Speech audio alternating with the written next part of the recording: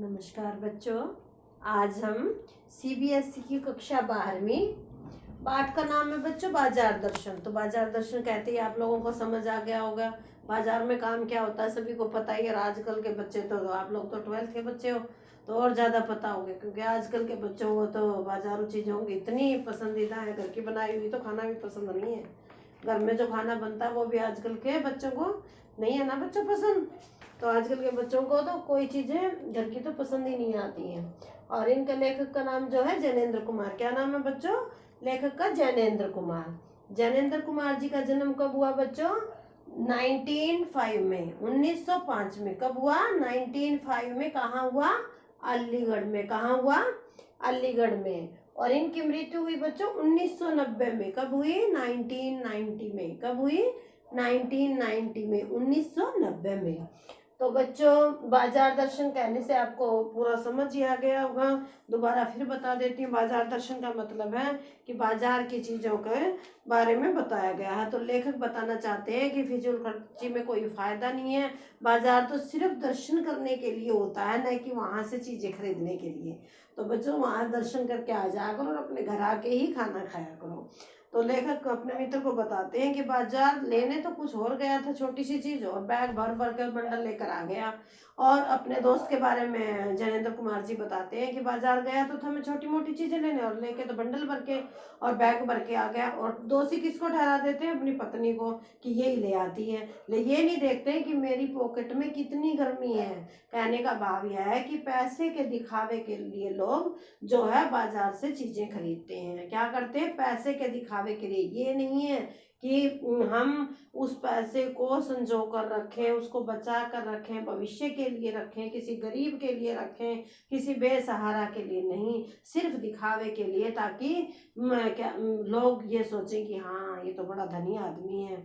और बाजार क्या करता है? हमें आकर्षण का केंद्र है और ये शैतान का जाल है। ये भी आ सकता है बच्चों। बाजार क्या है? बाजार शैतान का जाल है, जो जैसे मछली पिंजरे उसमें जाल में आ ही जाती है।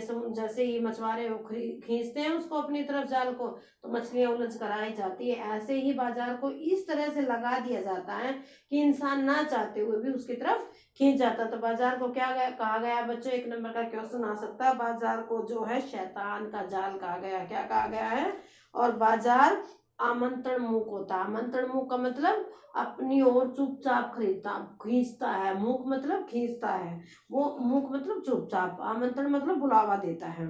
यह हमें जगा देता है। जितनी हमारी पॉकेट अलाउ नहीं करती है उससे ज्यादा हम खर्च करने की सोचते हैं अगर बाजार चले जाते हैं। मनुष्य चाह कर भी वहां रुक नहीं सकता है। वह असंतोष, तृष्णा और ईर्ष्या से मनुष्य भरा रहता है। किससे भरा रहता है बच्चों? असंतोष से, तृष्णा और ईर्ष्या से। और कुछ लोग तो वहां एक दूसरे से जलते हुए दुकानें लगाकर बैठे होते हैं कि भाई देखते हैं मेरा ज्यादा बिकेगा या इससे ज्यादा बिकेगा। वैसे भी दूसरे की थाली में घी गना, ये तो कहावत ही है, लोकोक्ति सुनी होगी बच्चों, कि दूसरे की थाली में घी गना। ये कहावत कैसे बनी बच्चों? पहले जमाने में क्या करते थे लोग? खाना थालियों में डालकर खाया जाता था। तो माँ जब घी डालती थी थाली में तो दूसरा बच्चा बोलता था ये थाली मेरे को चाहिए क्योंकि इसमें घी ज्यादा है।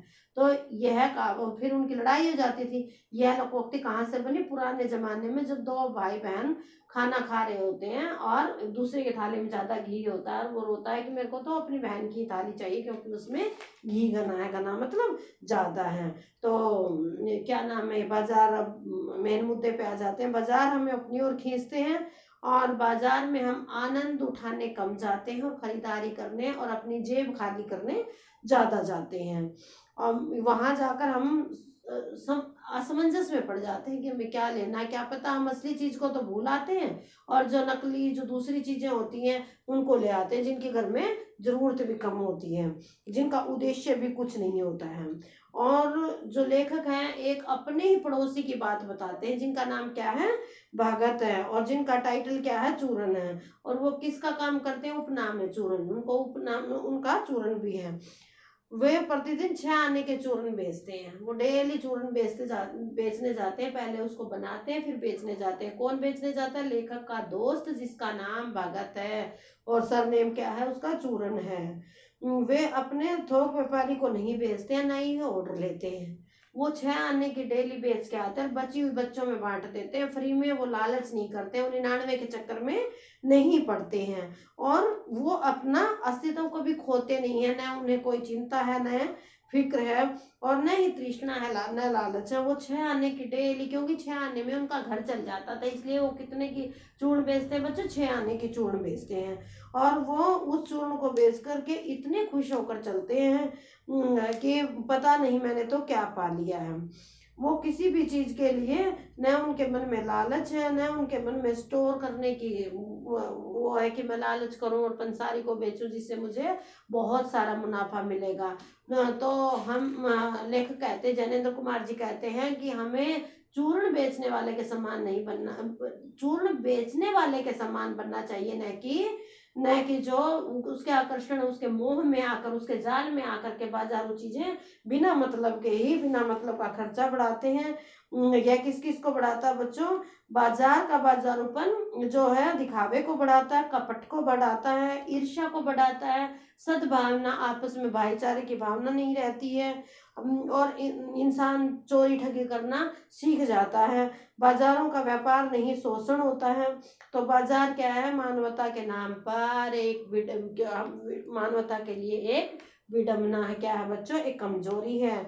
जो बाजार हमारा पोषण करता है दिखावे के लिए, वो हमारा शोषण भी करता है। हम दिखावे की चीजें खरीदेंगे तो क्या होगा? पैसा खर्च होगा, पैसे से हमारा क्या होगा? शोषण होगा, क्योंकि हमारे पास बचेगा ही नहीं। तो हमें क्या करना चाहिए? हमें ज्यादा बाजार जाते समय उन्हीं चीजों को लाना चाहिए जो हमारी जरूरत की हो, न कि बिना जरूरत के। तो जैनेन्द्र कुमार जी हमें समझाते हैं। तो आशा करती हूँ बच्चों आपको ये पाठ जो है चैप्टर समझ आ गया होगा।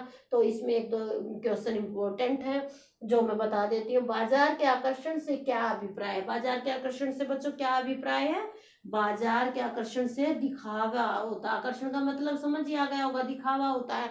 तो बाजार के आकर्षण में क्या होता है? दिखावा होता है, एक छलावा होता है। वो हमें क्या करता है? एक शैतान का जाल होता है जो हमें अपनी तरफ खींचता है। तो बच्चों ये 2 नंबर का भी आ सकता है और 3 का भी। बाजार के आकर्षण अगर 3 का आता है थोड़ा और बढ़ा देना कि वो हमें अपनी ओर खींचता है, वो हम जो नहीं चाहते हैं चीजें उनको भी लेने की कोशिश करते हैं। ऐसा सजा करके रख दिया जाता है कि हमारी आंखें उनको देखने से हटती नहीं है, और हमारी पॉकेट में जितने पैसे होते हैं हम उनसे भी ज्यादा पड़ोसियों से भी उधारे मांग करके खर्चने की कोशिश करते हैं। तो बाजार का आकर्षण हमें क्या करता है?